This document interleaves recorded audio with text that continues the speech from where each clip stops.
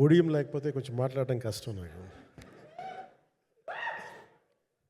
అంటే ఎలా ఉందంటే నగ్నంగా ఉన్నట్టుంది పోడియం లేకపోతే. కొంచెం అందరూ మీరు దయచేసి వస్తే let me have an interaction. అంటే నా జీవితంలో మొట్టమొదటిసారిగా అదే ఎప్పుడు చేశాను ఇంత, నాకు పొలిటికల్ ఇంటరాక్షన్ చేశాను కానీ మీడియా మిత్రులతోటి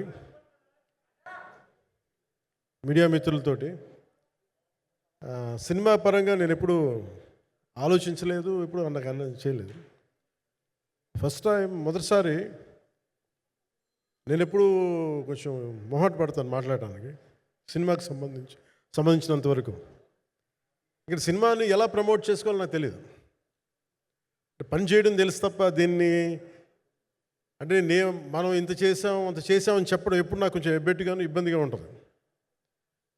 ఇంకా నేను చాలా యాక్సిడెంటల్ యాక్టర్ అండ్ ఇంకా గత్యంతరం లేక టెక్నీషియన్ అయిన వాడిని. నాకు నచ్చే సన్నివేశాలు, నచ్చే సినిమాలు చేసుకోవడానికి. ఆ పరిస్థితుల్లో ఇది నా మొదటి ఇంటరాక్షన్. ఇది నా పర్లేదు కూర్చోండి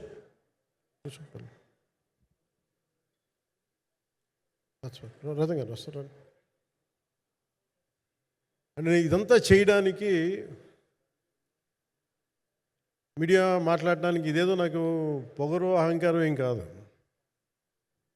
సినిమా గురించి నాకు చెప్పుకోవడం ఎబ్బెట్టుకోవడం, ఏం మాట్లాడాలో తెలియక, చెప్తే ఎక్కువైపోద్దా చెప్తే తక్కువ అయిపోద్దా అని. కానీ ఈ పర్టికులర్ ప్రెస్ మీట్ ఎందుకు పెట్టానంటే ఏం రత్నం గారి కోసం పెట్టాను. అంటే సినిమా బతకాలి అంటే ఈవినింగ్ ఆడియో ఫంక్షన్ పెట్టుకొని మళ్ళీ ప్రెస్ మీట్ దేనికంటే మళ్ళీ నాకు మీతో ఇంటరాక్ట్ అయ్యే అవసరం ఫంక్షన్ తర్వాత ఉండకపోవచ్చేమో అని చెప్పేసి అదొకటి మేజర్ ఒక ఇది కన్సర్న్. అదొకటి. అంటే రత్నం గారు అంటే ఈవినింగ్ చెప్దాం అనుకున్నా, బట్ స్టిల్ ఇప్పుడే చెప్పేస్తున్నాను ఈ మాట. త్రివిక్రమ్ గారు రాసిన ఒక డైలాగు అజ్ఞాతవాసిలో, ఒక చిన్నపాటి సౌకర్యం కోసం, ఇక్కడ మీరు కూర్చున్న ఒక చిన్నపాటి కుర్చీ కోసం ఒక యుద్ధమే చేయాల్సి వస్తుంది. అలాంటిది ఒక సినిమాని చేయడం అంటే ఎన్నిసార్లు మినీ యుద్ధాలు చేయాలి, ఆర్థికంగా కావచ్చు, క్రియేటివ్గా కావచ్చు, వీటన్నిటికీ సంబంధించి. అలాంటిది నేను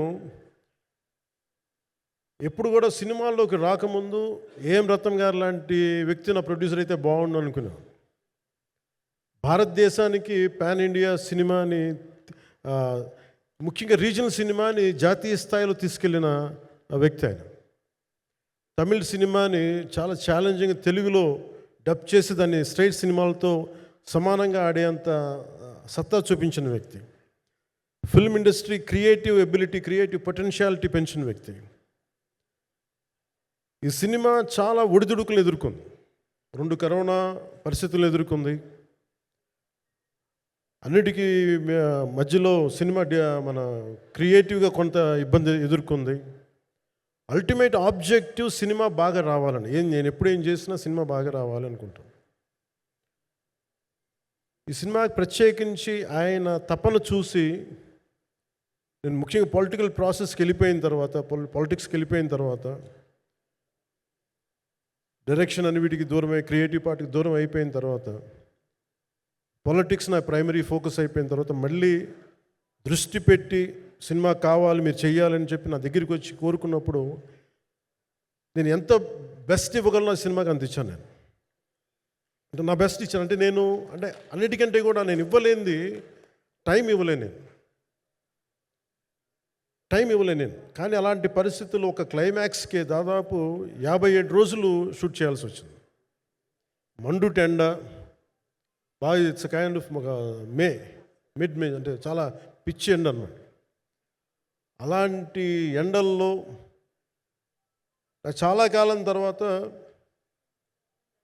నాకు మార్షల్ ఆర్ట్స్, నేను ఎప్పుడో నేర్చుకున్న మార్షల్ ఆర్ట్స్, ఒక ఎస్క్రీమా కానీ, ఊషు కానీ, నేను నేర్చుకున్న సెల్ఫ్ డిఫెన్స్ టెక్నిక్స్ కానీ, యుఎస్లో నేను ఒక వర్క్షాప్ చేసిన జీత్ కండు ఇవి కానీ ఇవన్నీ ఈ సినిమాకి నాకు పనికి వచ్చినాయి. నాకు ఇవన్నీ వీళ్ళతో డిఫరెంట్ కొరియోగ్రాఫర్స్తో కూర్చొని ప్రత్యేకించి క్లైమాక్స్ పార్ట్ ఇది అందరికీ ఇన్స్పైర్ చేసింది. అంటే మన స్థూలంగా చెప్పాలి అంటే, ఒక క్లుప్తంగా చెప్పాలి అంటే, ఈ సినిమాకి ఇదే ఆయువు పట్టింది. ఈ ఫస్ట్ పార్ట్కి ఎక్కడో కొల్లూరు నుంచి మన కృష్ణానది తీరం కొల్లూరు, విజయవాడ సమీపంలో ఉన్న కొల్లూరు ప్రాంతం నుంచి దొరికిన ఒక కోహినూరు వజ్రం నుంచి అది ఎటు మన గోల్కొండ రాజుల దాకా వచ్చింది, మన హైదరాబాద్ సుల్తాన్ల దాకా ఎలా వచ్చింది, దీని ట్రావెల్ ఇటు వెళ్ళింది. ఇవన్నీ జరిగినప్పుడు దీని నేపథ్యంలో జరిగే కథ ఇది. ముఖ్యంగా ఈ ఫౌండేషనల్ వర్క్ చేసిన వ్యక్తి క్రిష్ జాగర్లమూడి గారు చాలా హై కాన్సెప్ట్తో పట్టుకొచ్చారు దీన్ని. ఆయనను రత్నం గారు నా దగ్గరికి వచ్చినప్పుడు చాలా బాగా నచ్చి వెంటనే చేశాను. చేసిన తర్వాత ఒక్కొక్కటి కరోనా నిజంగా ఇంపాక్ట్ వచ్చింది. అంటే ఎలా ఉండదంటే, ఎంత హార్డ్గా ఉండదంటే ఇండస్ట్రీ, అది ఎవరిని తప్పుపట్టలేము. ఒకప్పుడు ఆయన వెంట చుట్టిన నిర్మాతలు, ఆయన వెంట తిరిగిన డిస్ట్రిబ్యూటర్స్, హీరోస్ అందరికి అలాంటి వాళ్ళకి ఒక నిర్మాతగా ఆయన తపన పడుతుంటే నాకు అంటే ఆయన కోసం ఖుషి తీస్తున్నప్పుడు కానీ ఆయనతోటి ఎంత సౌకర్యం ఇచ్చారంటే, అసలు మాకు 1 month ముందు ప్రీ ప్రొడక్షన్ అయిపోయి నాకు అంత సౌకర్యాన్ని ఇచ్చారు. నేను కంపోజ్ చేసిన యాక్షన్ సీక్వెన్సెస్ కానీ ఫైట్స్ కానీ ఖుషీకి నాకు ఆల్రెడీ ఒక 1 month 1.5 month థియేటర్ నాకు ఇచ్చేసి, మన సురేష్ ఎఫెక్ట్స్ థియేటర్ మొత్తం ఇచ్చి నాకు అంత లగ్జరీ ఇచ్చిన వ్యక్తి ఆయన నలిగిపోతుంటే నాకు నిజంగా చాలా బాధేస్తుంది. ఒకసారి it is not about money, it's not about success, it's about standing by whom you trust, who stood for the people and who stood for the industry. నాకు ఎందుకు ఇది మీతో పంచుకోవాలనిపించింది.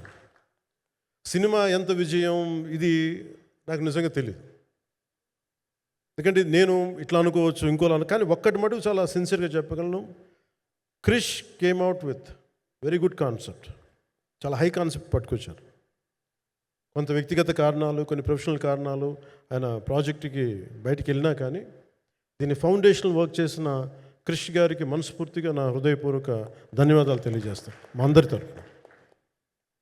అలాగే తర్వాత స్టెప్ ఇన్ అయింది మన జ్యోతికృష్ణ గారు. నేను ఖుషి సినిమా చేస్తున్నప్పుడు అప్పుడే లండన్ ఈ ఫిల్మ్ మేకింగ్ కోర్స్ చేసి మన డైరెక్షన్లో ఇన్స్టిట్యూట్ అంతేనా డైరెక్షన్ కదా, ఫిల్మ్ మేకింగ్ కోర్స్ చేసి అప్పుడే గ్రాడ్యుయేట్ అయ్యి వచ్చి అప్పటి నుంచి ఉన్నప్పుడు బట్ యాక్చువల్ తనతో మాట్లాడుతుంటే మోస్ట్ సెన్సిబుల్ డైరెక్టర్ అనిపించారు. ఈ ఒక టైంలో ఏమనిపించిందంటే, బయట ఉన్న మాటలు కానీ అసలు సినిమా వస్తుందా లేదా బయటికి అని ఉండేది. కానీ మాకు ఎప్పటికప్పుడు నీరసం పడిపోయినప్పుడల్లా నాకు నీరసం వచ్చేసేది. సినిమా అవ్వదా అనుకున్నప్పుడల్లా దీనికి ప్రాణవాయువునిచ్చిన వ్యక్తి కీరవాణి గారు. ప్రతిసారి నేను వర్క్ చేసి నేను ఎందుకంటే సినిమా చివరిదాకా నేను నమ్మను ఎప్పుడు. నేను ఒక సినిమాని నేనేం నమ్ముతాను, చిన్నప్పటి నుంచి వెరీ ఫార్మేటివ్ ఇయర్స్లో నుంచి కూడా ఒక మంచి సినిమా గురించి నువ్వు మాట్లాడక్కర్లా, రిలీజ్ అయితే బాగలేకపోతే ఎలాగ మాట్లాడక్కర్లా. అందుకే నేను ఎప్పుడు సినిమా క్వాలిటీ మీద దృష్టి పెడతాను తప్ప ఇంక మిగతా వాటి మీద మాట్లాడను. అందుకే నాకు ఎప్పుడు ఈ మాట్లాడటం అనే దాని మీద ఎప్పుడు దృష్టి పెట్టలేం. కానీ ఫస్ట్ టైం ఈ సినిమాకి చాలా అవసరం అనిపించింది. ఎందుకంటే ఒక నిర్మాతలు కనుమరుగవుతున్న ఈ సమయంలో ఒక బలమైన సినిమా తీసి ఒడిదుడుకుల్ని తట్టుకోగలిగి ఒక నిర్మాత కనుమరుగవ్వకూడదు. ఆయన పక్కన ఏది ఉండాలని అండగా ఉండాలని చెప్పేసి నేను అన్నీ వదిలి, ఇంత బిజీ షెడ్యూల్స్ అన్నీ వదిలేసి, ఒకవైపు నన్ను నా ప్రత్యర్థులు తిడుతున్నా కానీ, సినిమాలకు వెళ్ళిపోయిన తిడుతున్నా కానీ, ఇదేంటంటే నాకు అన్నం పెట్టింది ఇది నాకు నా సినిమా పరిశ్రమ. అంటే ఇక్కడున్న మిత్రులందరూ కూడా చాలామందికి నేను ఇండివిజువల్ ఇంటర్వ్యూస్ ఇచ్చాను. నేను చాలాసార్లు నాగేంద్ర కానీ మీరు కానీ చాలామందికి, వీళ్ళందరూ చాలామందికి నేను వ్యక్తిగతంగా తెలుసు. కాకపోతే నాకంటే సినిమా అంటే నేను సినిమా గురించి ఎక్కువ చెప్పలేక ఎక్కువ మాట్లాడలేను. కానీ బట్ నాకు నిజంగా సినిమా మీద అపారమైన గౌరవం, సినిమా మీద అపారమైన ఆసక్తి, నాకు ప్రాణవాయువు అది. Story telling is a necessity for all each and every individual.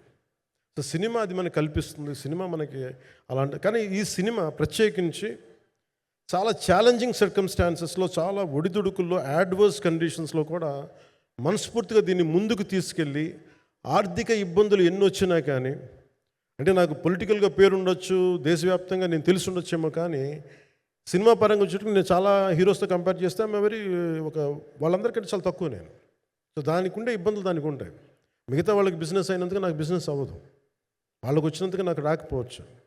ఎందుకంటే నా దృష్టి, నా కాంపిటేటివ్నెస్ ఎప్పుడు నేను సినిమాల మీద పెట్టలేదు. నేను ఇప్పుడు సొసైటీ, పొలిటికల్ ప్రాసెస్ పెట్టాను, కానీ ఎప్పుడు సినిమా మీద నేను ఎంత ఉండాలనేది నేను ఎప్పుడు పెట్టలేదు. నేను ఎప్పుడు చాలాసార్లు మన నాగేంద్ర కానీ మిగతా మన సూపర్ హిట్ మన కీర్తిశేషులు బిఆర్ రాజు గారు చనిపోయారు, ఆయనకి ఇంటర్వ్యూస్లో కూడా ఉంటుంది. ఈ చిత్ర పరిశ్రమ చాలామంది హీరోస్ ఉంటారు, వాళ్ళలో నేను వన్ ఆఫ్ ది హీరో అంతే. నాది ఒక సంవత్సరంలో ఒక ఫ్రైడే, ఒక థర్స్డే రిలీజ్ అవుతుంది అంతే, అంతకుమించి తప్ప ఇది అందరి పరిశ్రమ, అందరూ రావాలి అలాంటిది నేను కోరుకునేవాడిని నేను. సో దాంట్లో భాగంగా రత్నం గారు లాంటి నిర్మాత బతికుండాలి, రత్నం గారి నిర్మాతకి ఇబ్బందులు కలగకూడదని చెప్పి లాస్ట్ మినిట్లో ఇంక చూసిన తర్వాత I stepped in to it. నేను భుజాల మీదకి తీసుకున్నాను ఇది. క్లైమాక్స్ని ఎలా భుజాల మీదకి అంటే, ఎందుకంటే ముఖ్యంగా ఇక్కడ ఇది ఇంకొక బలమైన స్టార్ కాస్టింగ్ చాలా బాగా చేశారు నేను. ముఖ్యంగా బాబీ డియోల్ గారిని అంటే ఈరోజు చూస్తుంటే నాకు అదే అనిపించింది. ఈరోజు మన ప్రెస్ మీట్ కూడా నేను వచ్చాను. అందరూ ఎంత బిజీగా ఉన్నారని కొన్ని రాత్రుల నుంచి నిద్రలేదు. మన మనోజ్ పరమహంస గారికి కానీ, రత్నం గారికి కానీ, జ్యోతి గారికి కానీ, పాపం ఈ సినిమా ప్రమోషన్ సింగిల్ హ్యాండెడ్గా పాపం నిధి అగర్వాల్ భుజాల మీద వేసుకొని నాకే బాధ అనిపించింది. పాపం ఒక అమ్మాయి తన కెరీర్ తను చూసుకోవాల్సిన అమ్మాయి కూర్చోబెట్టి నాకే సిగ్గు అనిపించింది. I have to truly appreciate you. అంటే చాలా పాపం అన్నీ వెళ్తూ ఉంటే నాకు ఇదేంటి సినిమాని అనాథలా వదిలేశారంటే అనిపించింది. సో నాకేమనిపించింది, ఈ సినిమాకి ఎవరు అనాథలా వదలలేదు, నేను ఉన్నానని చెప్పడానికి వచ్చాను ఈ రోజున. ఎందుకంటే నేను కోట్లాది మంది ప్రజలకి అండగా ఉండేవాడిని, దేశంలో ఉండే సమస్యలకి స్పందించేవాడిని. అలాంటిది తెలుగు సినిమాకి, నా సినిమాలకి మీకు తెలుసు గతంలో ఎన్నిసార్లు ఇబ్బందులు పెట్టారు. అదే మన ప్రభుత్వం అక్కడికి రాగానే వెంటనే సాధారణంగా హృదయ కవాటాలు తెరిచి మరి ఆహ్వానించాం. ఏ కృతజ్ఞత కూడా ఆశించలేదు.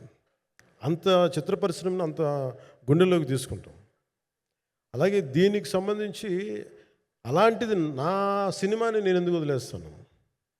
ఎందుకంటే ఇది ఇంకో సినిమా కాదు. ఒక మేకప్ మ్యాన్గా ప్రారంభమయ్యి ఇంకో ప్రొడ్యూసరో, డబ్బులున్న ప్రొడ్యూసరో, పెద్ద జీవితాల నుంచి వచ్చిన ప్రొడ్యూసరే కాదు, చాలా చిన్న స్థాయి, ఒక మేకప్ మ్యాన్ స్థాయి నుంచి బాయ్గా స్టార్ట్, అంటే చిన్నపాటి అసిస్టెంట్గా స్టార్ట్ అయ్యి చాలామంది మన సీనియర్ దర్శకులందరి దగ్గర పనిచేసి అంచెలంచెలుగా ఎదిగి నిర్మాత అయ్యి, దర్శకుడయ్యి, స్క్రీన్ ప్లే రైటర్ అయ్యి, మీరు ఏమన్నానండి ఆయన మౌనంగా ఉంటారు. ఎవరు ఎన్ని ఇబ్బందులు పెట్టినా మౌనంగా ఉంటారు. ఆయన మౌనం ఒకసారి నాకు విపరీత అసహనానికి గురి చేసేస్తుంది. మీరు ఏదైనా మాట్లాడాలంటే ఎవరు ఇబ్బందులు పెట్టి ఏం ఎదురు తిరగరు ఏంటండి అంటే ఇలా అంటారు. ఏం చేయాలి? ఇంకా ఇలాంటి వ్యక్తికి ఆయన మౌనం నన్ను ఇలా రోడ్ల మీదకి వచ్చి ఇలా మీ దగ్గరికి ముందు నుంచోబెట్టింది. అంటే ఆయన ఏంటంటే చెప్తారు, ఆయన మౌనం అంటే రమణ మహర్షి నుంచి బాగా నేర్చుకున్నట్టున్నారు. మౌనం అన్నిటికీ సమాధానం.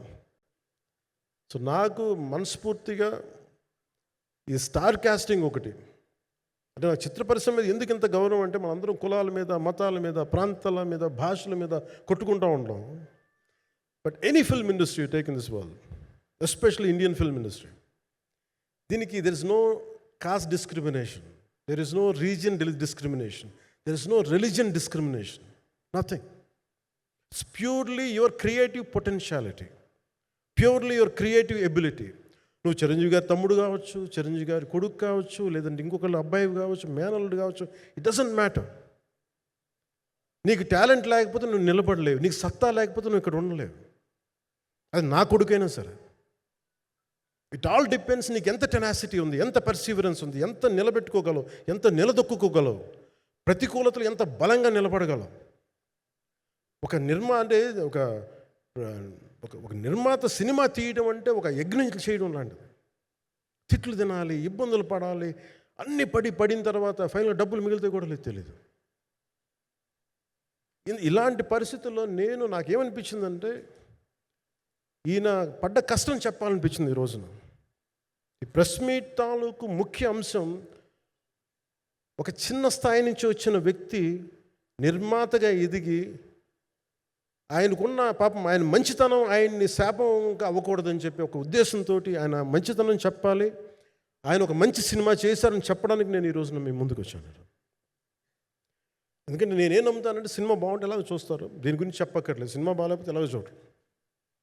మీరు ఎంత పబ్లిసిటీలు చేయండి ఇవన్నీ అనుకోండి, అందుకే నేను పెద్ద ఎక్కువ మాట్లాడక ప్రయత్నం చేయను. కానీ ఈ పర్టికులర్ రోజు మటుకు, ప్రత్యేక ఈ రోజు మటుకు ఆయన పడ్డ కష్టం ఈ సినిమాకి, అలాగే ఒక్కొక్క కాస్టింగ్ ఆయన చేసింది, దీనికి నేను క్రిష్ గారిని కూడా చాలా మనస్ఫూర్తిగా అభినందిస్తున్నాను.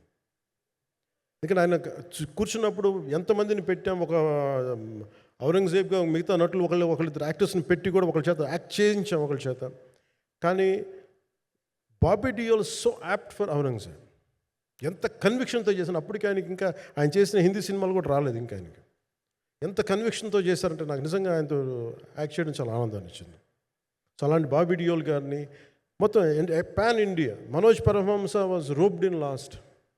ఇంకా సినిమా ఎట్లా మనం అయిపోవాలి, నేను పాలిటిక్స్కి వెళ్ళిపోయిన తర్వాత, డిప్యూటీ సీఎం బాధ్యతలు తీసుకున్న తర్వాత అందరికీ అయిపోయింది, ఇంకా సినిమాలు చేయలేడు ఇతను, ఎలా చేస్తాడంటే నాకు తెలుసు కష్టం అని. నేను ఎలా చేశాను ఈ సినిమా అంటే, పొద్దున్న 2 గంటలు చేసామండి బ్రేక్ఫాస్ట్ టైము, లేదంటే నా ఎక్సర్సైజ్ టైంని కొంచెం మిడ్ నైట్గో లేదంటే ఎర్లీ మార్నింగ్ 4 గంటలు పెట్టుకొని, ఆ 2 గంటలు ఏమి దొరుకుద్దో ఆ 2 గంటలు ఇస్తే జ్యోతి, మనోజ్ గారు, మన రత్నం గారు వీళ్ళు కూర్చొని ప్లాన్ చేసి, అది కూడా నా ఆఫీస్కి, నా పార్టీ ఆఫీస్కి కూతవేటు దూరంలో ఉన్న ఒక మా స్నేహితులు ఒక వాళ్ళ గోడౌన్ ఉంటే అక్కడ కూర్చొని షూట్ చేసాం.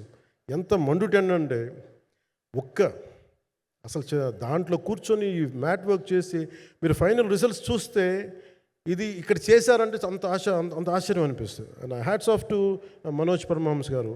అండ్ ఈ సీన్స్ అన్నిటికీ ప్రీ విజువలైజేషన్, ప్రతి సీన్ చేయబోయే ముందు అసలు నాకు ఏమనిపించిందంటే, సినిమా చేయగలమా లేదనని పరిస్థితుల్లో జ్యోతికృష్ణ గారు ముందుకు వచ్చి నాతో మాటలు నేను చెప్పలేదని, ఇది ఇలా చేస్తాం అలా చేస్తాం ఏం చెప్పలా, ఏమి చేయబోతున్నాడో ఎవ్రీథింగ్ వాజ్ ప్రీ విజువలైజ్డ్. ఈ సీన్ ఇలా ఉండబోతుంది, ఈ చేయబోయే సీన్ ఇలా ఉన్నది. నాకు దాని మీద ఆత్మవిశ్వాసం కలిగింది. నాకు లేదు, ఒక సత్తా ఉన్న దర్శకుడు, తెలుగు చిత్ర పరిశ్రమకి సైజ్ తీయగలిగేవాడు, మంచి సాలిడ్ ఎడిటింగ్ సెన్స్ ఉన్నవాడు, మ్యూజికల్ సెన్స్ ఉన్నవాడు. అలాంటి వ్యక్తికి మనోజ్ పరమహంస గారు తోడారు. వీళ్ళిద్దరు కాంబినేషన్లో రత్నం గారి అనుభవంతో ఈ రోజున ఒక మంచి ప్రోడక్ట్ అయితే తీసుకొచ్చాం. ఇది ఎలా ఉంటుంది, ఎలా ఉండబోతుంది, ఎంత హిట్ అవుతుంది అనేది ఇది సంపూర్ణంగా ప్రజల చేతిలోనే ఉంటుంది. అది ఏ స్థాయిలో ఇది ఉంటుంది అనేది అది ప్రజలు చెప్పాల్సింది తప్ప ఇది నేను చెప్పుకునేది కాదు. బట్ నా వరకు నేను ప్రత్యేకించి నేను వ్యక్తిగతంగా చేసింది ఈ సినిమాకి, అపార్ట్ ఫ్రమ్ యాక్టింగ్ కాంట్రిబ్యూషన్, నేను ఏ సినిమా చేసినా ప్రతి సన్నివేశంలోనూ ప్రతి సాంగ్ అండ్ డాన్స్లో కూడా కొన్నిసార్లు నేను చేయలేక, నేను ఒక రిలక్టెంట్ యాక్టర్లో ఎలాగో టెక్నీషియన్గా కూడా నాకేంటంటే, సుస్వాగతం సినిమాలో నన్ను తీసుకెళ్ళి వైజాగ్లో బస్సు మీద ఎక్కించి డ్యాన్స్ చేయమన్నారు. చచ్చిపోయిన డ్యాన్స్ ఇలాగా. ఇంకా మిగతా వాళ్ళకి ఎంత తేలికైన డ్యాన్స్ నాకు చేయాలంటే నేను గింజుకుపోయి నేను అనుకున్నాను ఇంక ఈరోజు ఇంక సినిమాలు మానేస్తాను చెప్పి మా వదినికి ఫోన్ చేసి కూడా చెప్పాను, చాలా పర్యాలు చెప్పాను. అలాంటి అందుకని నాకేంటంటే సాంగ్ అండ్ డ్యాన్స్ కూడా నేను ఎలా చేయగలను దానికి అనుకోగా నేను ఎత్తుక్కుంటాను. అలాగే యాక్షన్ సీక్వెన్స్ కూడా రియల్ లైఫ్లో కొడితే ఎలా ఉంటుంది, మార్షల్ ఆర్ట్స్లో సాధన ఉన్నవాడిని, ఈ లాట్ ఆఫ్ వర్క్షాప్స్, ఈ మార్షల్ ఆర్ట్ వర్క్షాప్స్ చేసిన వాడిని కాబట్టి హౌ రియలిస్టిక్ వీ కెన్, ఎంత సహజంగా మనం వెళ్ళగలం, వీటి మీద ఒక అవగాహన ఉన్నవాడిని కాబట్టి చాలాసార్లు కూర్చుంటాను. కానీ ప్రత్యేకించి ఈ 20 minutes లాస్ట్ సెకండ్స్ ఇది 2 partsగా ఎలా అయింది అంటే, ఒరిజినల్ థాట్ క్రిష్ గారి దగ్గర నుంచి వచ్చినప్పుడు ఇట్ వాస్ క్వైట్ లాంగ్. ఈ సినిమా ఒక పాటలో అవుద్దని అనేవాడు మొదటి నుంచి. బట్ లేటర్ వాళ్ళు డిసైడ్ చేసుకొని ఒక టైంలో ఇది అవ్వదు, we want make it as 2 parts అనుకున్నప్పుడు ఎక్కడికి వచ్చి ఆగిందంటే ఈ ఈ క్లైమాక్స్ దగ్గరికి వచ్చి ఆగింది ఫస్ట్ పార్ట్. సో చెప్తున్నప్పుడు నాకేమనిపించిందంటే how else we can take it, how else we can scale it up. So దానికి నేను కూర్చొని నాకున్న ఈ మార్షల్ ఆర్ట్స్ కానీ బేసిక్ యాక్షన్ కొరియోగ్రఫీ నా ప్యాషన్ కాబట్టి ఈ పర్టికులర్ డ్రామా, ఈ పర్టికులర్ దాంట్లో ఏంటంటే మొఘల్ టైమ్స్లో ప్రతి ఒక సగటు భారతీయుడు అనుభవించిన బాధ అది. ఒక యావరేజ్ సగటు భారతీయుడు మొఘల్ కాలంలో అనుభవించిన ఒక ఒక ఒక సిచ్యువేషన్. ఆ సిచ్యువేషన్ హీరోకి సంబంధం ఉండదు, కానీ how he gets entangled, how he gets involved in it, that is outcome, that has been captured. So దీన్ని ఒక 57 days మేము చేయగలిగామంటే, ఆ రోజు నాకు కనుక మన జ్యోతి గారు ఉండుంటే పక్కన, maybe out done it in at least ఒక 50% of it.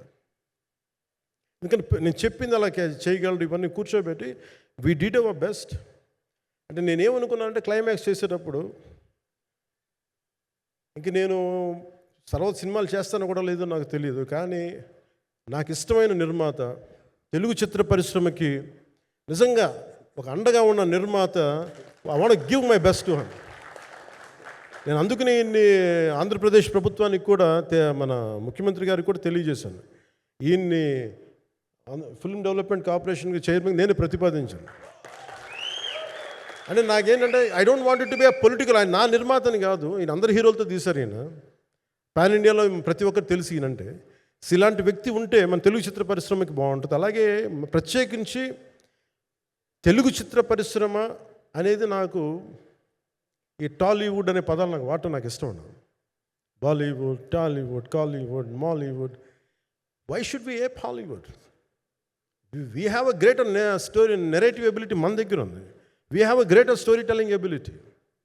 We don't have to ape Hollywood. We take the best practices of Hollywood, but not necessarily the name of Hollywood.